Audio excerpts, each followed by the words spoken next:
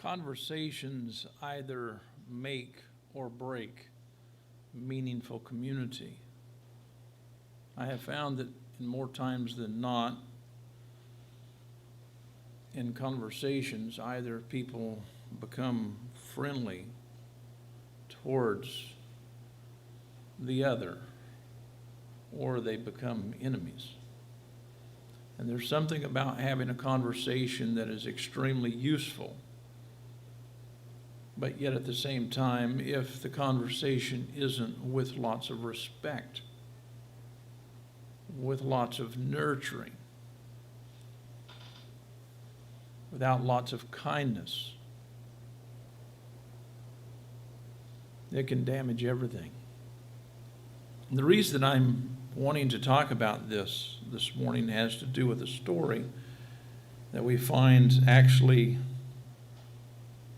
Let me wait till the audio gets straight. Testing 1, 2, 3. We've had audio difficulties simply because we changed up at the last minute. I do apologize. Testing 1, 2, 3. I'm still listening to myself like I'm in a well. Testing 1, 2, 3. Testing 1, 2, 3. I think everybody can hear me twice because it's doubling in my ear. I need no monitor if that helps. Testing 1, 2, 3. That helps a lot. Testing 1, 2, 3. Testing 1, 2, 3. Let's start all over again. As I was stating, conversations either break us or make us in this sense, that is, in forming meaningful community. What I'm suggesting is quite simple. 2,000 years ago, when Jesus was having conversations with people, oftentimes they would leave him and actually come back and attempt to kill him. And it wasn't because he was being rude. It wasn't because he was saying the wrong thing. It's because they were taking their understanding of theology and everything else and saying it has to be my way. It has to be my way or no way at all. In other words, in conversations, we become extremely selfish at times. And this is not what helps, that is, in real conversations. If we teach our children only to have conversations where everyone is on the same page, everyone is agreeing, they won't have many conversations. And I'm simply stating that conversations will either make or break a meaningful community. In other words, we do gather, but we gather with a purpose. But I want you to look at all of the communities that you can see with your mind's eye throughout history and even in this present day and time. We can look back into history and we can find people forming communities. And we can examine the life of Adolf Hitler and see that he did form community. But it wasn't the kind of community that was healthy for the people or for mankind. My point is, the New Covenant group is not just about forming community, but it's about forming meaningful community. It's about being challenged, not just challenging beliefs, not just challenging what other people think to be true, but it's about being challenged. It's not about just talking, but it's about listening. It can't be a one-way street. It has to be a two-way street. With that stated, I would like to approach, if I can, a story that actually depicts the concerns of most atheists. And yet at the same time, it does approach the disconnection of theists. And yes, Jesus is telling this story. And yes, Jesus is concerned just like atheists are today. And yes, he's rebuking theists like theists are today. So don't tell me that Jesus was actually praising God in this passage.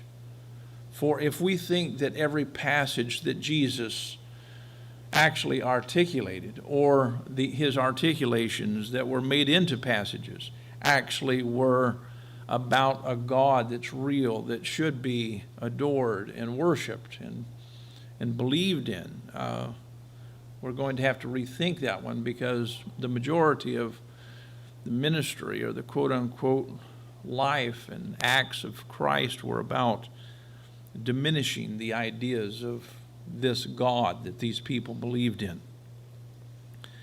In Luke chapter 16, verse 19, we see this story. It's about a rich man, and it's also about a poor man.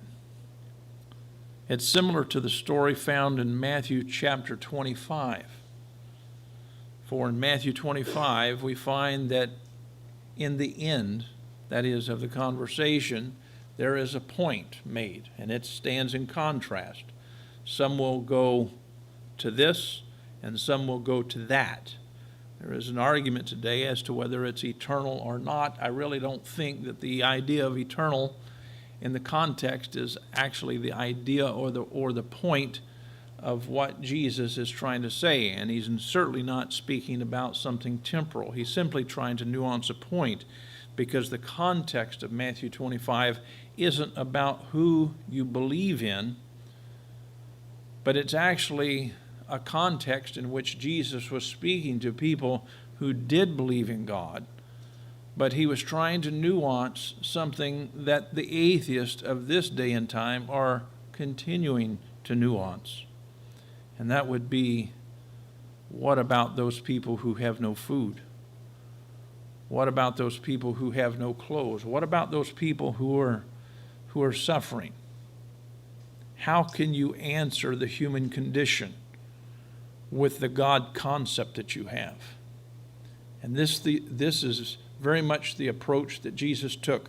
How can you challenge, or how can you even conceive of your God to be a God of justice, a God that actually has love and compassion, if we have conditions like this? Let's read from Luke chapter 16 and start with verse 19. There was a rich man who would dress in purple and fine linen. I would argue, in this sense, a rich man who dressed in purple and fine linen, it almost sounds like we're describing the Old Testament God. Someone who is superior, someone who is wealthy. In other words, what I'm saying is the rich man may be a description of God, and Lazarus in this story may be a description of the human condition. So in this context, it may be true that Jesus might be rebuking their God and also their father Abraham. I want you to carefully look at this passage. There was a rich man who would dress in purple and fine linen, feasting. I'm talking about eating, just enjoying himself every day. But a poor man named Lazarus, covered with sores. Now, this is not just a poor man, but this is a poor man who is without good health. I want you to picture this in your mind's eye. We're talking about someone apparently in health, someone who is feasting, someone who has everything that they have. They're just enjoying life itself. And yet at the same time, in the same context, we have another person who doesn't have anything, who is a beggar, who is in the poverty of what we called health, was left at the gate. It's very difficult for me to read this passage simply because it touches me deep, because I know while I am speaking, so many people are in that same position. They're begging. for bread. They're begging for water. They're begging for their politicians to give them a place to live. So many people are homeless. So many people will die as I speak simply because we don't give a damn. Jesus takes and approaches a belief system, a structure. He approaches a group of people, and in a sense he's saying, can you talk to me for a moment? Let me use this story that's been heard many times. This isn't a new story. This is a legend. I don't mind getting on the same page with you. I don't mind using the same rhetoric, but do you see what I'm talking about? Here is a man who has everything. Here is a man who has nothing. One enjoys everything and the other enjoys nothing. What kind of conversation is happening right here?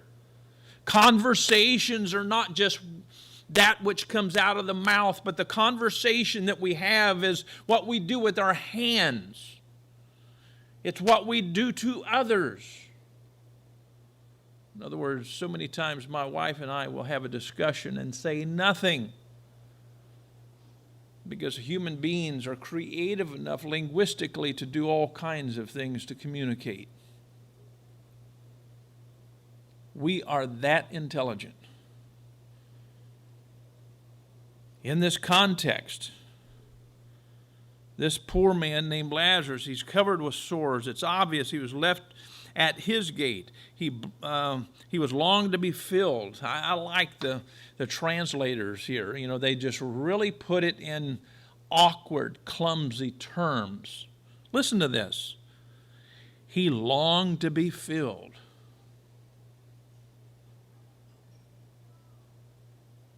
When you read this in the Greek, it wasn't he longed to be filled. This guy was starving. When you get around starving people, they make it obvious.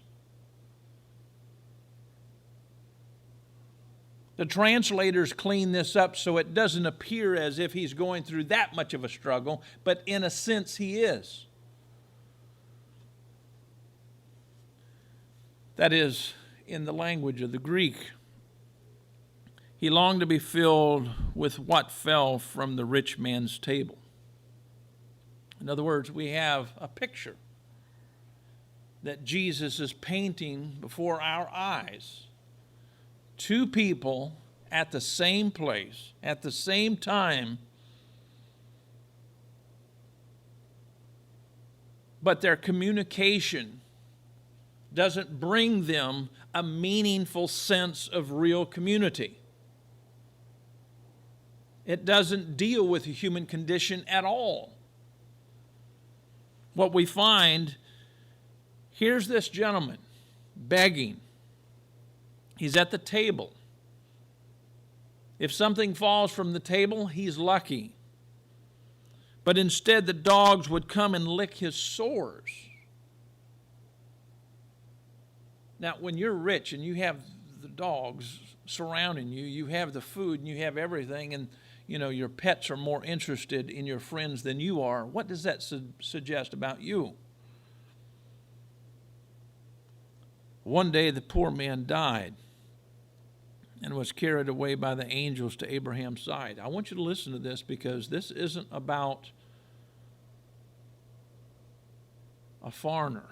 That is, Abraham is not a foreigner to this crowd. He might be to you, but he isn't to this crowd. One day the poor man died and was carried away by the angels to Abraham's side. Now, one would think, oh, that's the great place to go. Let's all go to heaven. And that's the way that most of us Christians, and I don't want to use that term any longer in reference to me. I'm not a Christian, because I reject Christianity in its premise, because it does not model Jesus Christ. That is the one who actually did speak and walk the dusty roads 2,000 years ago. Listen to this. One day the poor man died and was carried away by the angels to Abraham's side. And you will hear Christians cheering, yes, yes, finally, justice. He gets to go and be with Father Abraham. Well, hold it. Did he go there in the passage because he believed the right message? Did he confess his sins according to the story? No, there's no confession. There is no belief structure that would suggest such a thing. So Jesus isn't creating this story about, oh, belief is what is important. Faith is what is important. Faith pleases God, and therefore Lazarus goes to the right place based upon faith. Because without faith, you just can't please God. He doesn't make that argument. Unfortunately, the writer of Hebrews does. If we continue to read this, we find that the rich man also died and was buried. So we have two men who were there, capable of having a meaningful conversation, but something happened.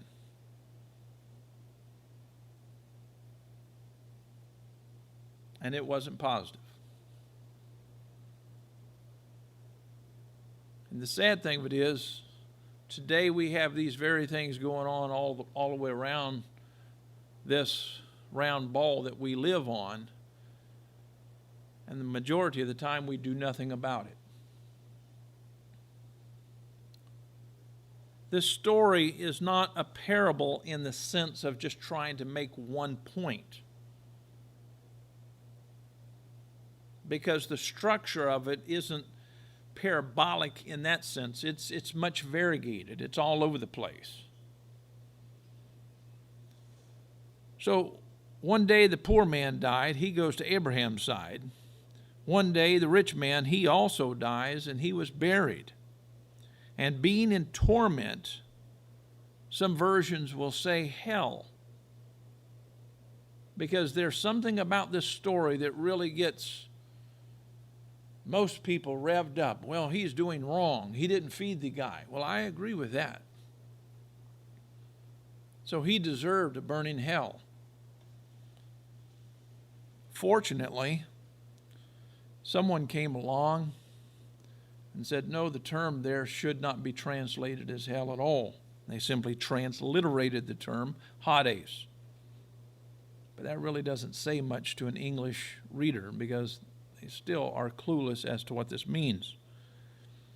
And being in torment, that is in Hades, or simply in the grave, he looked up and saw Abraham a long way off, and with Lazarus at his side. And so we have, in a sense, both people in the grave. One is with Father Abraham, the other one isn't. So the one gentleman, that is the rich man, he cries out, Father Abraham, have mercy on me, and send Lazarus to dip the tip of his finger in water and cool my tongue, because I am in agony in this flame. Sometimes we, as religious people, we think extremely literal. If we deal with the metaphors here, he's simply not talking about real water at all, and he's not talking about real fire. But he's saying that something is burning, in a sense. Something is bothering him. And so Jesus appropriately is using the kind of language that would make a point, a very difficult point, that is in this context, but the kind of point that needed to be made, a very hard point. So he cries out, have mercy on me, and send Lazarus to dip the tip of his finger in water and cool my tongue, because I am in agony. So, you have to ask yourself the question, is this a scenario where one day the rich man, he gets to watch Lazarus suffer and be in pain, and he does nothing? And now that justice from God has come, now the roles are reversed, and now Lazarus and Father Abraham, they get to sit and watch as the rich man suffers in his agony.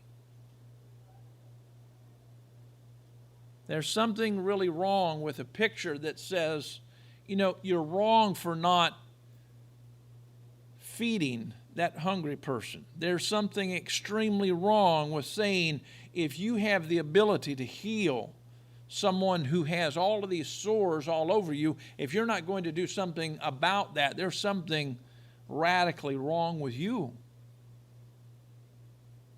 Unfortunately, Christianity simply made this into a heaven and a hell context. And they are applauding God for saying, well, I'm glad that you reversed the roles.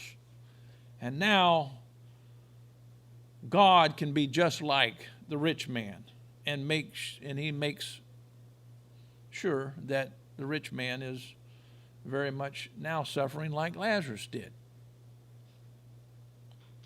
And so what I would like for you to do for a moment is just take the time to think about that one for a moment. Because if it is unjust, and it is, for anyone hungry to suffer like Lazarus did, the one who is responsible for the suffering continue would be the one who is the unrighteous one. And if at some point in the future, if the roles are reversed, whoever allows the other to suffer would also be just as unrighteous as the one who allowed it prior to.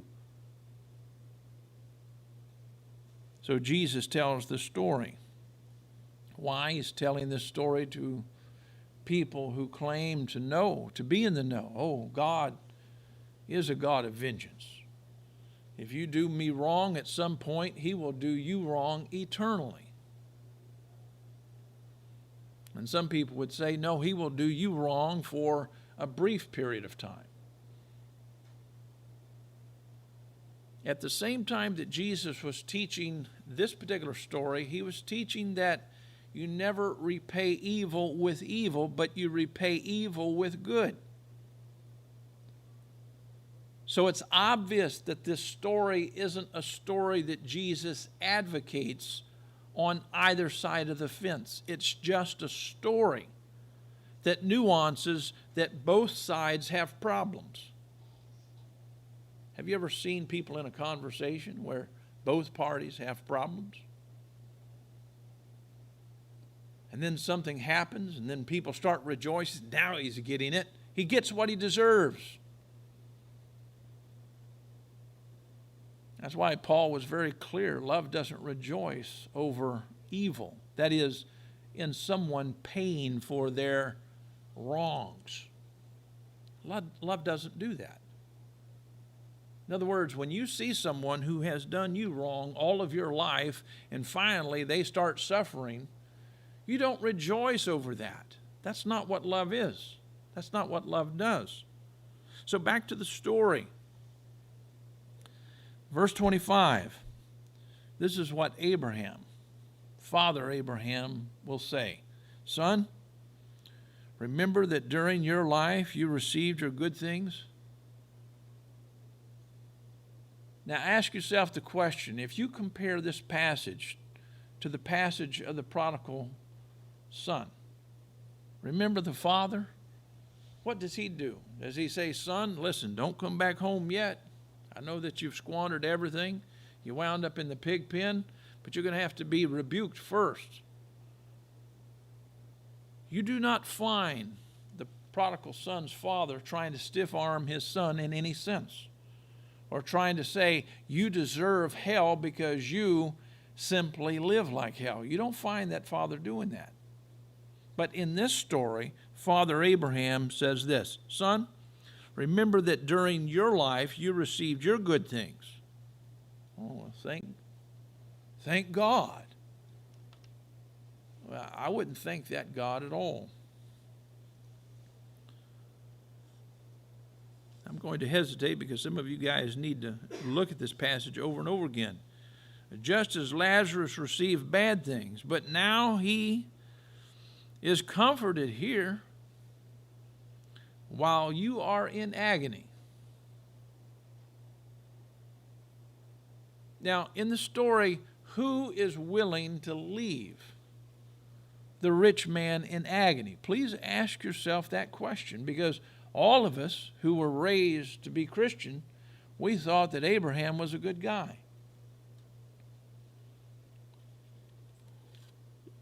All of us wanted to have faith like Abraham. And I keep telling people everywhere, atheists are asking wonderful questions. Well, if you really do have a God, and you have all of his created children all over the world, and not all of them are being fed. Some of them are actually starving, and some of them will die. Some of them are in pain. Some of them are in certain kinds of conditions that are just beyond description because the pain thresholds are just so high. How can a just God, one who is capable of doing something about pain and suffering, how can he allow any of his created children to suffer? Very great question. It's a wonderful question. It's something that theists need to think about. If God is all powerful and if he is all loving, why are people dying today of starvation? Or is he the rich man of Luke chapter 16? Ask yourself the question, if you believe in an almighty God who can do everything, and he's all loving towards everyone, and he's doing nothing concerning pain and suffering all over the world. People right now are suffering beyond description, and yet we will see God do nothing. Why? If you will go to this story and see that Jesus had those same concerns, why isn't the rich man doing something for the beggar? Then he reverses the roles and he puts the ball that is in Abraham's court. Because these people are Jews praising Father Abraham because he's one who can't do wrong. Now reverse the roles. Abraham, are you going to step up to the plate and say, wow, we're not going to act like the rich man? Or does he give justification for keeping someone else in agony? I'm simply saying on both sides of the coin here, you have an evil entity.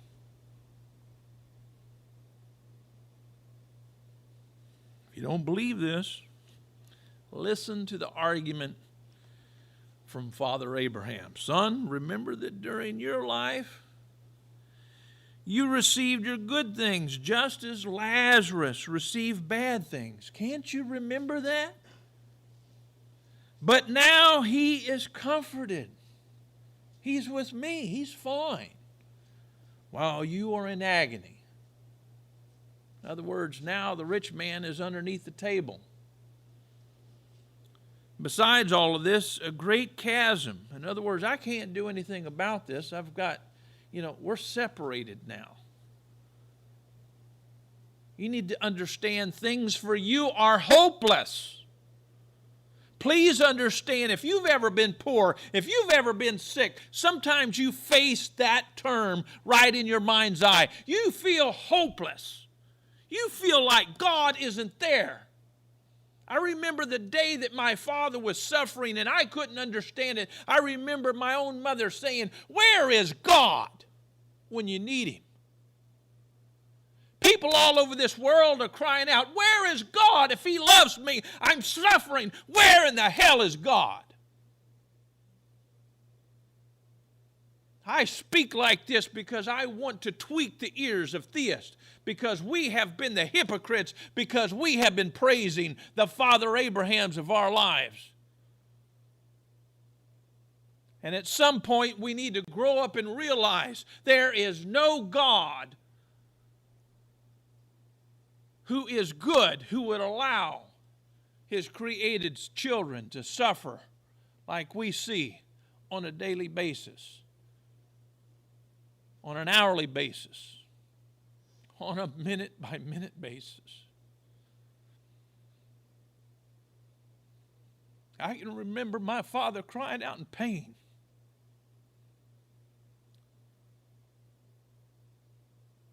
And I saw God do nothing.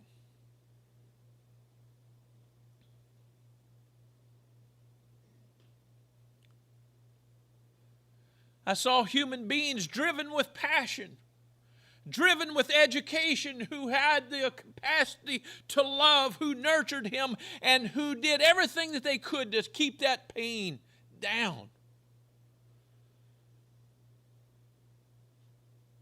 I watched as I saw him go through the valley of the shadow of fear. Maybe you haven't experienced that in your life when you're facing things that you don't understand, but there comes a time in each and every one of our lives in which we will face the whole idea of hopelessness. Ask yourself the question, why in the world would Father Abraham want to minister hopelessness into the life of this rich man? How can you really reconcile a love that doesn't keep a record of wrongs with this kind of story? How can you reconcile that? How can you reconcile a God that can do everything but can't help people in agony? How can you reconcile that? Atheists are not lying to themselves and pretending, oh, we're just going to have faith. His ways are past finding out, and so we will simply pretend like he knows what he's doing. And we will claim that he still loves us. This I know, for the Bible tells me so.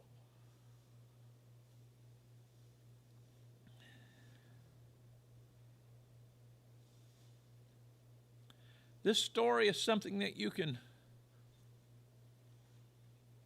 push away from if you've never seen children starving to death.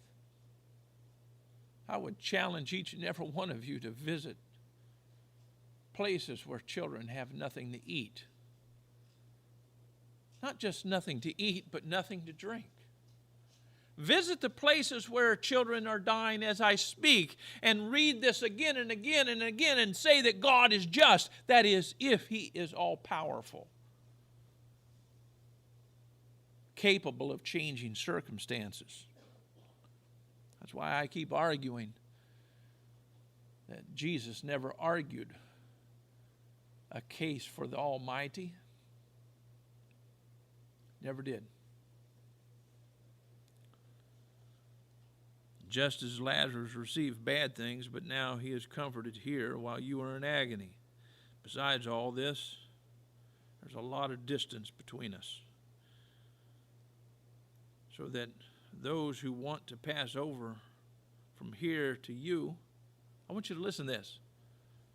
There's so much distance between us now. Even though I might want to come and help you, I can't because there's so much distance. Neither can those from there. In other words, you can't come here and I can't go there. Why? Someone has put this chasm, this separation between us. I can't help you. It's hopeless for you. Father, he said, then I beg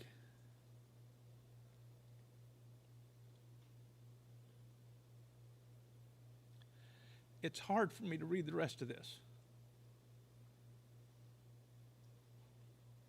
He says, I beg you to send him to my Father's house.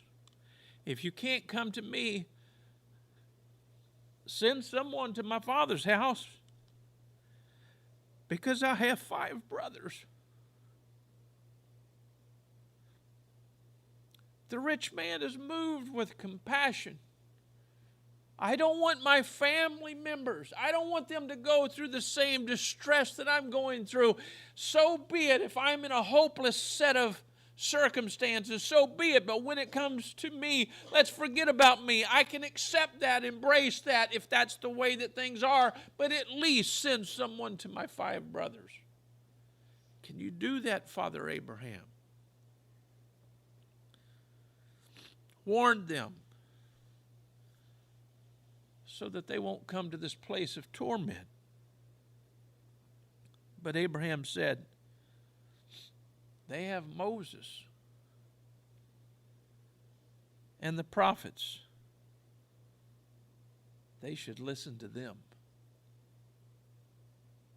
When you read Moses and the prophets, it's an eye for an eye, a tooth for a tooth.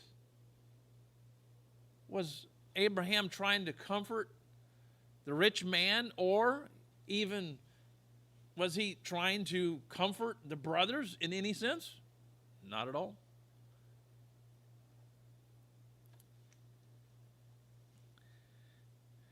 Listen to Father Abraham. Father Abraham says, listen, I'm going to try to do these things. I'll do everything that I can. But he says, excuse me, I skipped a verse. The gentleman replies, that is, the rich man replies back. But Abraham said, he said, I beg you to send, verse 27 again. This really gets to me emotionally. And I don't apologize for that. When he's begging Abraham to send him to my father's house because I have 5 brothers. Warn them so they won't also come to this place. But Abraham said they have Moses, they have the prophets, they should listen to them. So Father Abraham says no. If someone from the dead goes to them, they will not repent. In other words, he's saying, I don't care if I lifted you out of the grave and sent you to your brothers, they still would not change your mind, so I'm not going to even give it a thought. Verse 31, but he told him, if they don't listen to Moses and the prophets, they will be persuaded if someone rises from the dead.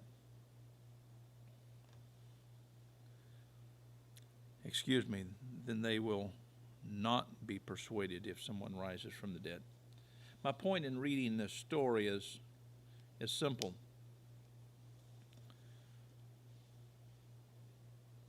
Atheists are asking some magnificent questions today, and the majority of theists are saying there's something wrong with you.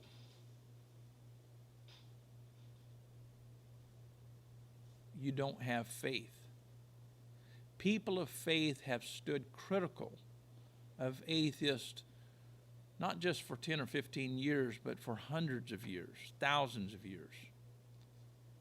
And atheists, for the most part, and I'm not saying every atheist feels like this, but I'm simply saying atheists, for the most part, are simply asking rational questions. And 2,000 years ago, Jesus came along and simply said, let me give you something to think about when it comes to this God who you do worship. Do you want to continue to worship him if he's actually like this? That's the question that I have for theists. If God is actually like this, from verse 19 through 31, do you think he is just? Do you think he's loving? Do you think that he's kind? Do you think that he's wise? If so, why? Jesus never advocated either side of the argument. In other words, he was not advocating the rich man's position, not feeding Lazarus, nor was he advocating that Abraham was right. And so my question is, when are theists going to reject both the mindset of the rich man prior to his death and the concept and mindset and theology of Father Abraham that is in death? When are theists going to reject that kind of mindset and be as honest as today's atheist? Conversations either make or break a meaningful community. This is something that we need to talk about. This is something that we need to go A to Z with. Don't just talk, learn to listen. You need to listen to things that you have never heard before. You need to hear questions that you've never heard before. You need to wrestle with ideas that you've never wrestled with. Why? Because this is how love works. It builds unity where there was no unity. It takes questions. It takes comments and circumstances of hopelessness, and it says, no, we won't accept hopelessness.